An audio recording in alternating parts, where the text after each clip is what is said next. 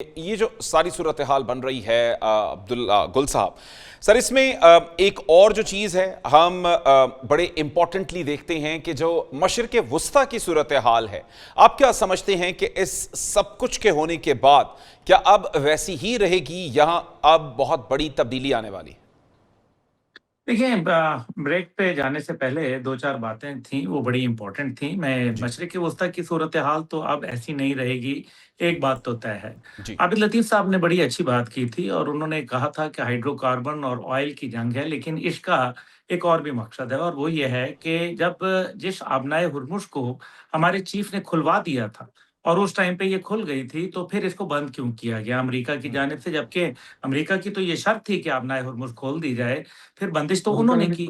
इसका मतलब ये है कि कहीं उनकी बदनीयती ज़हन के अंदर समा गई और उन्होंने ये कहा कि ये तो ड्यूरिंग द वॉर उन्होंने ये अंदाज़ा कर लिया कि ये तो चोक पॉइंट्स हैं चीन के लिए और चीन की इकोनॉमी को रोकना है, तो उनको जो एलएनजी है, एलपीजी है और इसी तरीके से उनको जो फ्यूल है, उसकी सप्लाई काट दी जाए। इसी तरीके से आप देखें कि जिस तरीके से टैरिफ की यहाँ बात अगर ईरान ने की है इस आबनाए हुर्मुज़ पे लगाने की, तो दूसरी जानिब अचानक इंडोनेशिया ने क्यों कह दिया कि आबनाए मलाका के ऊपर जो 900 किलोमीटर है, उसके ऊपर हम टैरिफ लगाएँगे। और हमें ये नहीं भूलना चाहिए कि 2024 और 25 के दरमियान बाकायदा अमेरिकन नेवी ने मिलकर उनके साथ एक्सरसाइज़ेज़ की थी। यानी कि दूसरा चोक पॉइंट चाइना के लिए, जहाँ दुनिया का चाइना का 80% जो खाम तेल है, वो भी गुज़रता है और उनकी तिजारत भी होती है। और तीसरा चोक पॉइंट जो है, आपको याद है कि जंग से पहले भी ताइवान के ऊपर बड़ा ज़िक्र-ए-ख़ैर हो रहा था। 180 किलोमीटर की जो वहाँ एक आबना है, उसके ऊपर पहले भी आपको पता है कि एक वक़्त में eyeball to eyeball आ गए थे और नैन्सी पेलोसी का जो दौरा था वहाँ ताइवान के अंदर, उसमें बाकायदा उन्होंने चाइना ने कहा था कि हम जहाज़ को शूट डाउन कर देंगे और उन्होंने फिर जेट प्लेन्स जो है, वो भिजवाए थे नैन्सी पेलोसी की रखवाली के लिए। जी। हाउएवर ये सारी चीज़ें जो हैं, ये अगर सामने रखा जाए तो हमें पता चलता है कि जंग के मकासद ये हैं कि चाइना को आइसोलेट किया जाए, उसकी हम्म। प्रोडक्शन को कमज़ोर किया जाए। कमजोर किया जाए, बिल्कुल पिछले ठीक। साल चाइना की प्रोडक्शन 5% थी दुनिया के अंदर और अमेरिका की 2.2% थी और 2030 के अंदर चाइना को कहा ये जा रहा है कि वो अमेरिका को बतौर सुपर पावर रिप्लेस कर देगा।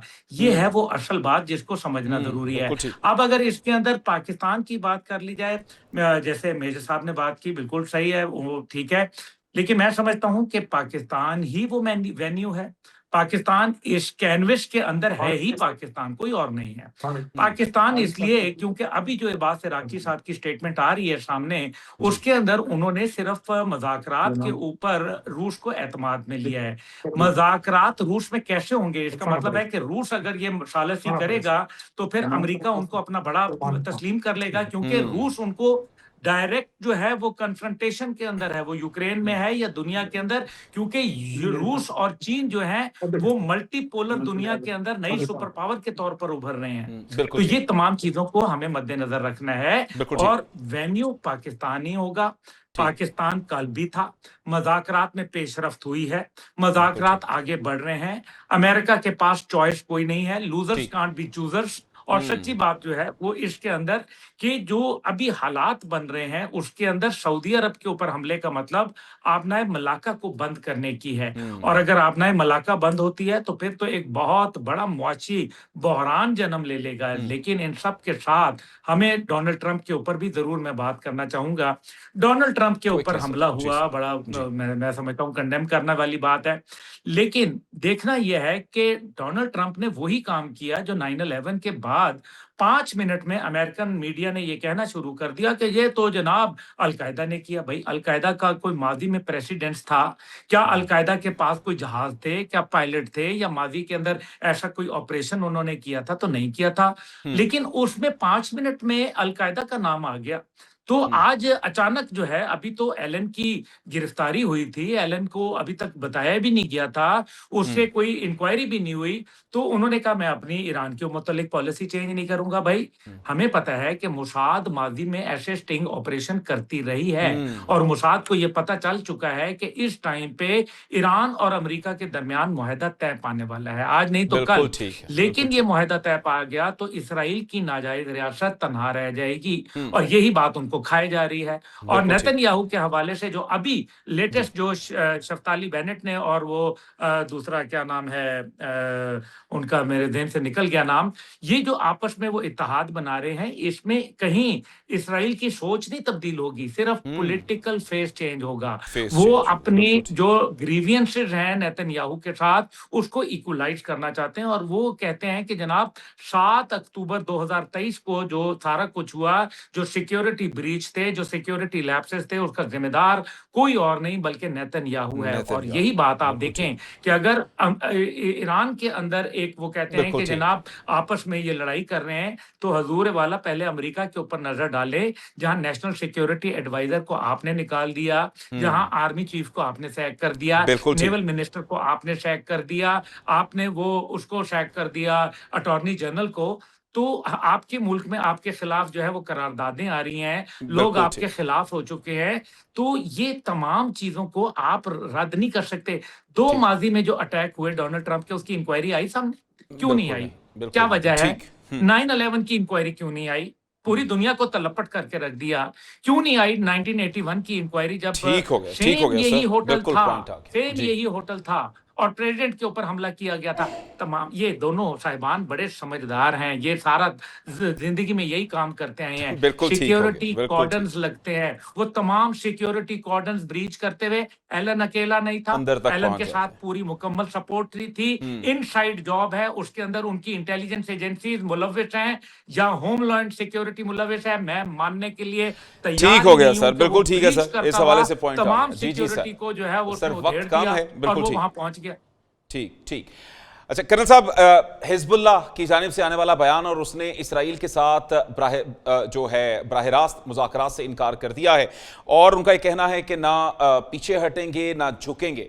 तो सर ऐसे में मामलात तो मशरिक़ वस्ता में एक दफ़ा फिर ख़राबी की जानिब जाते नज़र आते हैं, क्योंकि वहीं से मामला शुरू होता है और फिर बढ़ते बढ़ते पूरी दुनिया को लपेट में ले लेता है। तो सर ये शोले जो हैं वो तो अब फिर जो है एक दफ़ा फिर से आग में से निकलना शुरू हो गए। जी, बिल्कुल। देखिए, ये सही कहा आपने, क्योंकि ये जो मामलात हैं, ये जो यहाँ के जो हिस्टोरिकल क्वेश्चन हैं, उनकी कॉम्प्लेक्सिटी है जी। और वो जो कॉम्प्लेक्सिटी है वो डिकेड्स ओल्ड है। और फिर अगर आप देखें तो ये जो हिज़्बुल्लाह है या जो लेबनान का मसला है या जो हमास है, गज़ा का मसला है, ये सारे के सारे अगर आप देखें तो ये ईरान के जो 3 पॉलिसी ऑब्जेक्टिव्स हैं जिनसे वो कभी पीछे नहीं हटेगा, उसमें से एक तो जाहिर है उसका है कि जी वो एक level of acquiring the nuclear energy से पीछे नहीं हटेगा। दूसरा वो जो अपने मिसाइल और जो उसकी ड्रोन टेक्नोलॉजी है उसकी एक लिमिट से पीछे नहीं हटेगा।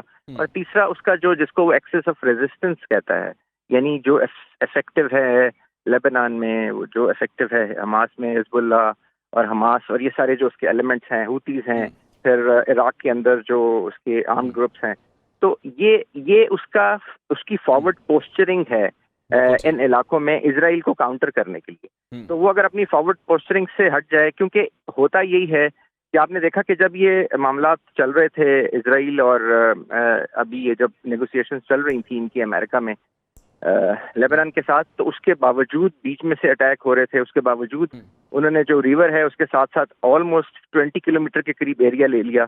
तो वो जो करने को तो मुज़ाकरात कर रहे हैं, लेकिन साथ साथ जो है वो एग्रेशन भी कर रहे हैं, उसी तरह जेनोसाइड भी हो रहा है। तो ये जो पॉलिसी है ये डुअल ये नहीं चल सकती जी। इसके लिए फिर यानी साथ साथ जैसे प्रेसिडेंट ट्रम्प जो है वो साथ साथ बात करते हैं उसकी, और साथ सेबर रेसलिंग की भी बात करते हैं। बिल्कुल ठीक। खुर्रम साहब, आखिरी प्रोग्राम के कुछ लम्हात हैं, चाहूंगा कि आप इस सारी गुफ्तगू को सम अप करें। तो उसमें सर जो एक बड़ा सवाल है, यकीनी तौर पर कर्नल साहब ने भी उस तरफ इशारा कर दिया है कि जिस तरह से इस सारे मामले को ख़त्म करने की कोशिश की जा रही है, और दूसरी जानिब हम इसराइल को देखते हैं कि वो फिर से मामलात को बढ़ाने में और वो अपनी जो एक हठधर्मी है उसके ऊपर कायम है, जेनोसाइड उसकी जानिब से उसी तरह से जारी है। तो क्या ये जो वक्ती तातुल के जिसके लिए हमने बड़ी कोशिशें की, ये देरपा अमन में तब्दील हो सकता है, या मामलात सिर्फ कुछ एक पॉज की हद तक आए हैं और उसके बाद फिर सिलसिला वहीं से आगे की जानिब जाना शुरू हो जाए? देखिए, हो तो सकता है, वो इस सूरत में सकता है कि ईरान जो है अपनी रविश को तब्दील करे, जो शायद वो ना करना चाहे। किसी भी मुल्क में, अब हम है ना, हम किसी भी मुल्क में कोई ऐसी प्रॉक्सी चला रहे हों जो उस मुल्क के लिए मसाइल पैदा कर रहे हों, तो वो हमारे फेवर में कभी भी नहीं आएगी चीज।